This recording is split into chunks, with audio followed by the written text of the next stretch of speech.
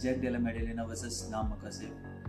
Jack Della Maddalena is an exceptional striker. His boxing is really amazing. His combos, his awareness of distance, and even on a ground, he is a no slouch. He don't accept position, and he can get up from any position. I think he is really a strong individual at welterweight.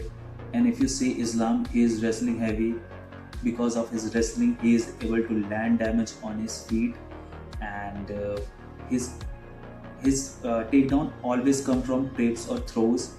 If you see, mostly he wins fight by his immense strength he possesses. If he is able to take his opponent down, he finishes him.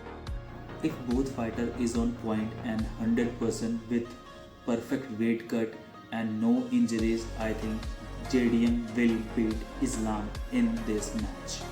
If you look at their previous record, both have amazing run towards the title, and Islam almost lost to Volkanovski in a first fight. Same for JDM against Gilbert Burns.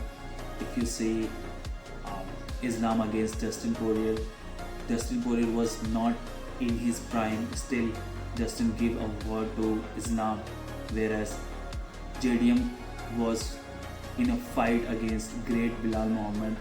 If you see Islam, he mostly win his fight from his strength, the immense strength he possesses, and I think he will not be able to outmuscle JDM in this match. JDM is strong. Islam is going to feel the strength of welterweight in this fight and the power of welterweight. And if you think Islam will wrestle and finish JDM, I don't think at this level Islam is going to finish JDM in round 1.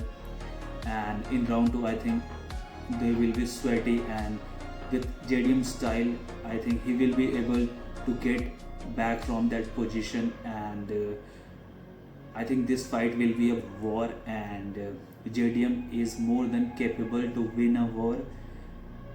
This is my opinion for this fight.